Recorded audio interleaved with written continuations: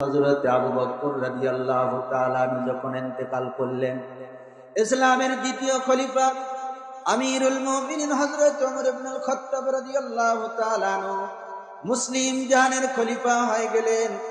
আমিরুল মুমিনিন হযরত ওমর ইবনুল খাত্তাব রাদিয়াল্লাহু তাআলা আনহু দিনের বেলা রাজ দরবারের কার্যক্রমগুলো সমাধান করে দেশের জনগণের চাহিদা পূরণ করার পরে তেনার অভ্যাস ছিল প্রতিদিন রাত্রিবেলা সমস্ত মানুষগুলো যখন ঘুমের ঘরের মধ্যে বিভোর হয়ে থাকত, আশেপাশের মানুষগুলো ঘুমের ঘরে নিমজ্জিত, আমিরুল মুমিনিন হযরত ওমর ইবনুল খাত্তাব রাদিয়াল্লাহু তাআলা আনহু আরামের ঘুমকে হারাম করে ছদ্মবেশ ধারণ করে এলাকার মানুষ যেন তেনাকে চিনতে না পারে, এই জন্য এলাকায় বাহির হয়ে বিভিন্ন এলাকার অলি গলি ধরে হাঁটতে থাকতেন আর মানুষের খোঁজ খবর নিতেন।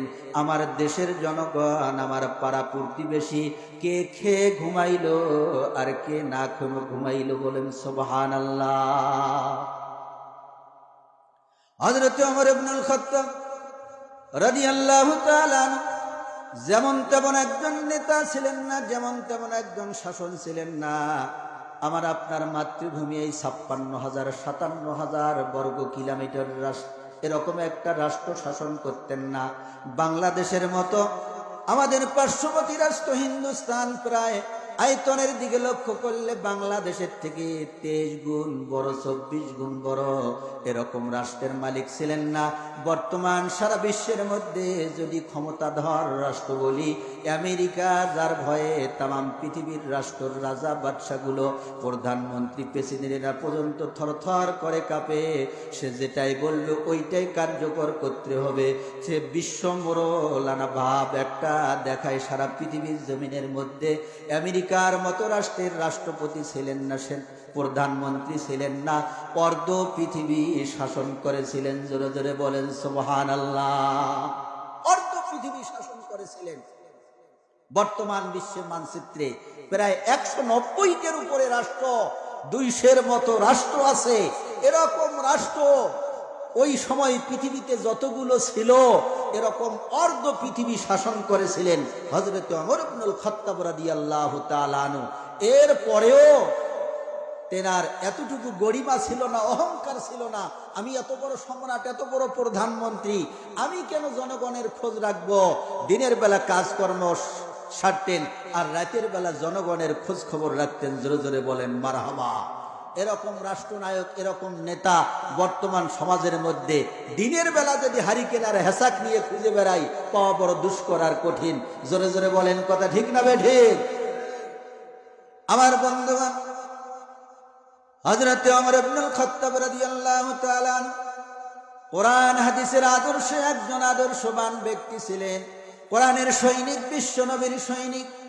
এজন্য আল্লাহর ভয়, পরকালের ভয় সব সময় অন্তরের মধ্যে এই কল্পনা জাগ্রত হইত, এই খেয়াল আসতো, কাল কিয়ামতের ময়দানে কঠিন মুসিবতের দিনে আল্লাহ পাক রব্বুল আলামিন দাঁড় করিয়া আমি ওমরকে ডাক দিয়ে যদি বলেন, ওমর, তোমাকে অর্থ পৃথিবীর শাসক বানিয়েছিলাম, নেতা, প্রেসিডেন্ট নির্বাচিত করেছিলাম, অমুক দেশের মধ্যে অমুক প্রান্তে একটা আমি আল্লাহর বান্দা, একজন আমি আল্লাহর বান্দি না খেয়ে মৃত্যুবরণ করেছে, ক্ষুধার যন্ত্রণায় ছটফট করেছে, এটা তুমি দেখো নাই? এই হিসাবটা দিয়ে আজকে আমি আল্লাহর সামনে থেকে তুমি পার হয়ে যাও। আমি ওমর ইবনুল খাত্তাব আল্লাহ পাক রব্বুল আলামিনের সামনে হিসাব দিতে পারবো না, এই ভয় তেনার অন্তরের মধ্যে সব সময় জাগ্রত হইত। এই জন্য কবি বলেন, মৃত্যুরে বরণ করে গাইতো যারা জীবনের জায়গা, মৃত্যুরে বরণ করে গাইতো যারা জীবনের জায়গা, দিনের খাতিরে ওয়াকাতার দিত সর্বস্ব করিত দান, অর্ধ পৃথিবী করিত শাসন, তালি দেওয়া জামা গায়ে আটার বস্তা পিঠে করে নিয়া দিত গরিব দুস্থ মায়েরে। আজ কোথায় গেল সেই মানব দরদি, তৌহিদি সন্তান, কোথায় গেল সেই সোনার মানুষ, ওরে কোথায় গেল সেই মুসলমান? জোরে বলেন, কথা ঠিক না বেঠিক? এরকম শাসক, এরকম নেতা সমাজের মধ্যে আর খুঁজে পাওয়া যায় না। আল্লাহু আকবার। হযরত ওমর ইবনুল খাত্তাব রাদিয়াল্লাহু তাআলা আনহু অর্ধ পৃথিবীর শাসক হয়ে জনগণের এরকম সেবক ছিলেন। কেন? তিনি আল্লাহর রাসূলের সৈনিক। আর হাদিস শরীফের মধ্যে এসেছে, আল্লাহর রাসূল বলেন, আন আব্দুল্লাহ ইবনে আব্বাস রাদিয়াল্লাহু তাআলা আনহু قال قال رسول الله صلى الله عليه وسلم سيد القوم خادمهم। হযরত আব্দুল্লাহ ইবনে আব্বাস রাদিয়াল্লাহু তাআলা আনহু থেকে বর্ণিত, তিনি বর্ণনা করেন, বিশ্বনবী ঘোষণা করেছেন, এই পৃথিবীর জমিনের মধ্যে সমাজের নেতা প্রতিনিধি যারা হবে, মেম্বার অথবা ইউনিয়ন পরিষদের চেয়ারম্যান অথবা সংসদ ভবনের সংসদ সদস্য, সংসদীয় আসনের পার্লামেন্ট মেম্বার যিনি হবেন, জাতীয় সংসদের সংসদ সদস্য, মন্ত্রী, মিনিস্টার, প্রধানমন্ত্রী, রাষ্ট্রপতি, এরা সবাই দেশের জনগণের সেবক। জোরে জোরে বলেন আমার বন্ধুগণ।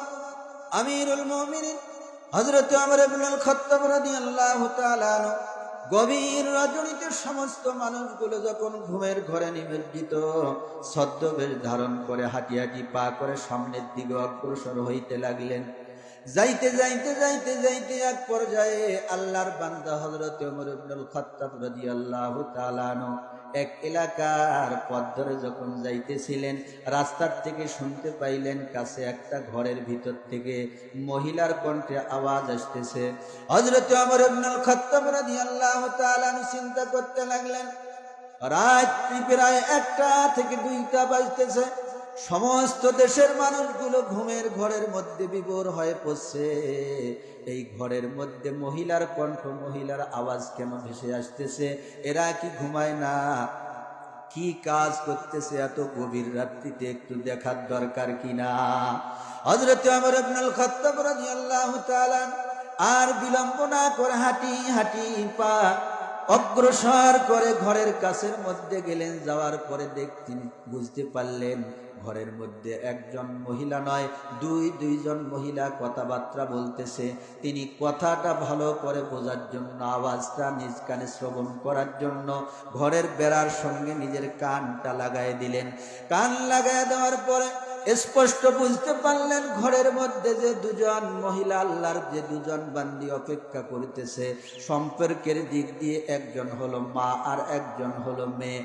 মা মেয়ে এই পৃথিবীর মধ্যে তাদের পুরুষ তেমন পরিবারের মধ্যে কোনো পুরুষ গার্ডিয়ান নাই। দুইজন ঘরের মধ্যে এই বাড়ির মধ্যে বসবাস করে, নিজের সংসারের ব্যয় বহন করার জন্য একটা গাভী তারা লালন পালন করে। সন্ধ্যাবেলা, ওই দিন সন্ধ্যাবেলা মা মেয়েকে বলছে গাভীর দুগ্ধ দহন করার জন্য। মেয়ে দুগ্ধ যখন দহন করলো, 1 থেকে 2 কেজি দুধ হইল। মা রাত্রিবেলা মেয়েকে ডাক দিয়ে বলতেছে, মেয়েরে আমার এতটুকু দুধ হইছে, এই দুধটা কাল সকালবেলা যদি বিক্রি করা হয় তেমন টাকা পাবো না, মূল্য পাবো না। এই 1.5 লিটার 1.5 কেজি দুধের মধ্যে তুমি অতিরিক্ত 1/2 লিটার পানি মিশিয়ে দাও, তাহলে 2 লিটার হবে। 2 লিটার দুধ হইলে আমরা যথাযথ মূল্য পাবো, বেশি টাকা পাবো, আমাদের সংসারের একদিনের মোটামুটি খরচ চলে যাবে। জোরে বলেন নাউজুবিল্লাহ। দুধের মধ্যে কি মিশাইতে বললেন? বলেন, মিশানো জায়েজ, হালাল? আমার বন্ধুগণ, হযরত ওমর ইবনুল খাত্তাব রাদিয়াল্লাহু তাআলা আনহু বলেন, কান লাগিয়ে দিয়ে আমি যখন কথাবার্তা শুনতেছিলাম, মা তার মেয়েকে লক্ষ্য করে যখন এরকম কথাবার্তা আদেশ করতেছিল, ওই মেয়েটা এখনো পূর্ণ যুবতী হয় নাই, পূর্ণ প্রাপ্ত বয়স্ক হয় নাই, বিবাহের উপযুক্ত হয় নাই, মাত্র বালেগা হয়েছে, 12-13 বৎসরের বালিকা।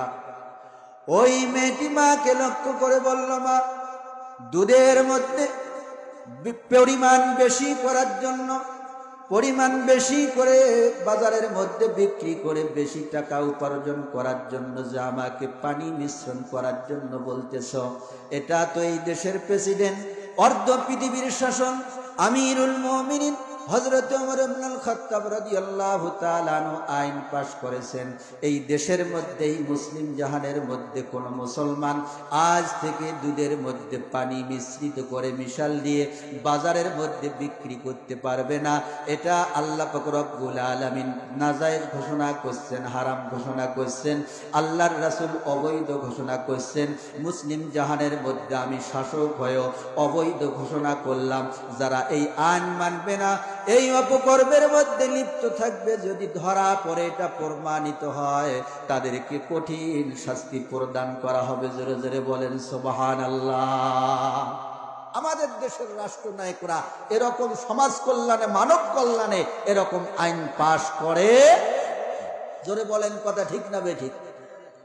আমার বন্ধুগণ, হযরত ওমর ইবনুল খাত্তাব রাদিয়াল্লাহু তাআলা আনহু কান লাগিয়ে যে শ্রবণ করতেছিলেন, ওই মেয়েটি যখন মাকে এই কথা বলল, এটা রাষ্ট্রের নায়ক ওমর ইবনুল খাত্তাব আইন পাশ করছে, দুধের মধ্যে পানি মিশানো যাবে না, তুমি কিভাবে আমাকে পানি মিশার জন্য বলতেছো? এটা সম্পূর্ণ মানুষকে প্রতারিত করা, ধোঁকা দেওয়া। আমি এই হারাম কাজটা করতে পারবো না। মা তখন মেয়েকে বলতেছে, মেয়েরে আমার, আমিরুল মুমিনিন তো মদিনাতুল মুনাওয়ারার রাজ দরবারের মধ্যে থেকে আইনটা পাশ করছে, তিনি তো আর রাতের আধারে আমাদের ঘরের মধ্যে এসে দুধের মধ্যে যে পানি মিশ্রিত করব, এটা তো তিনি স্বচক্ষে দেখবে না, আমরা না বললেও তিনি জানতে পারবে না, বিচারও করতে পারবে না। আমার বন্ধুগণ, দেখেন আল্লাহর ভয় কাকে বলে। মাত্র 10 থেকে 12 বছরের একটা বালিকা, এখনো প্রাপ্তবয়স্কা হয় নাই, সঙ্গে সঙ্গে তার মাকে উত্তর দিয়ে বলল, মারে আমার, তুমি আমাকে গর্ভধারণ করছো, তোমার এতটুকু বুঝ হয় নাই। আমিরুল মুমিনিন মুসলিম জাহানের প্রেসিডেন্ট ওই মদিনাতুল মুনাওয়ারায় রাজদরবারের মধ্যে বসে বসে কোরআনের যে আইনটা পাশ করেছে, ওই আমিরুল মুমিনিন রাষ্ট্রপতি প্রেসিডেন্ট যদিও আমাদের এই দুধ মিশ্রিত করাটা স্বচক্ষে দেখতে না পায়, আমরা যদি ঘটনাটা তার কাছে খুলে না বলি, তিনি যে আল্লাহর কোরআনের আইনটা দেশের মধ্যে চালু করছেন, সেই আল্লাহ তো অবশ্যই আমাদেরকে দেখতেছে। জোরে জোরে বলেন সুবহানাল্লাহ।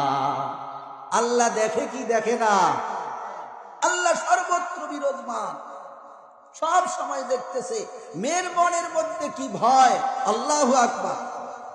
আমার বন্ধুগণ, কিতাবের মধ্যে আছে আমিরুল মুমিনিন হযরত ওমর ইবনুল খাত্তাব রাদিয়াল্লাহু তাআলা আনহু বাড়ির মধ্যে চলে গেলেন।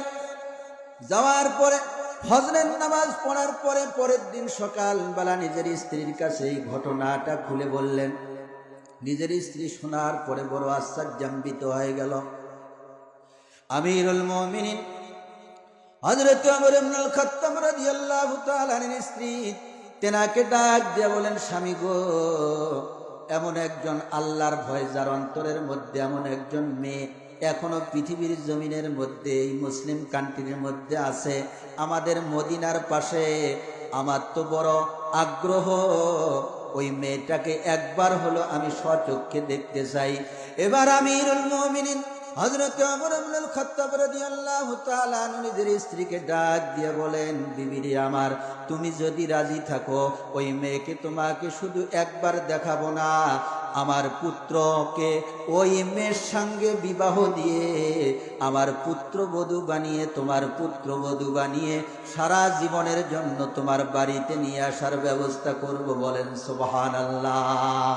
হযরত ওমর রাদিয়াল্লাহু তাআলা আনহু কিতাবের মধ্যে আছে, মুহাদ্দিসিনে কিরাম বর্ণনা করেন, তেনার পুত্র হযরত আসিম রাদিয়াল্লাহু তাআলা আনহুর সঙ্গে কিছুদিন পরে ওই মেয়ের যখন বয়স হয়েছে, ওই মেয়েটার বিবাহ দেওয়ার ব্যবস্থা করেছে। বিবাহ হওয়ার পরে যখন বাড়িতে আসছে, এই মেয়ের এই বংশ থেকে নাতি অথবা পুতি, মানে নাতির ছেলে জন্ম হয়েছিল। তিনি এই পৃথিবীর জমিনের মধ্যে এমন শাসন, মুসলিম জাহানের মধ্যে এমন রাষ্ট্র এমন ভাবে পরিচালনা করেছিলেন, শুধু মানুষের মধ্যে সততা, ন্যায়, ইনসাফ প্রতিষ্ঠিত হয় নাই, জঙ্গলের প্রাণীগুলোর মধ্যে বাঘ, শিয়াল, সিংহ এগুলোর মধ্যে পর্যন্ত, বিভিন্ন প্রাণীর মধ্যে পর্যন্ত সততা, ন্যায়, ইনসাফ প্রতিষ্ঠিত হয়েছিল। একই ঘাটের মধ্যে বাঘও পানি পান করত, ছাগলও পানি পান করত। বাঘ ছাগলকে আক্রমণ করত না, ছাগল বাঘের ভয়ে পলায়ন করত না। জোরে বলেন সুবহানাল্লাহ। সেই রাষ্ট্রনায়কের নাম ইতিহাসের মধ্যে খুঁজে পাওয়া যায় হযরত ওমর ইবনে আব্দুল আজিজ রাহমাতুল্লাহি আলাইহি। জোরে জোরে বলেন আল্লাহু আকবার।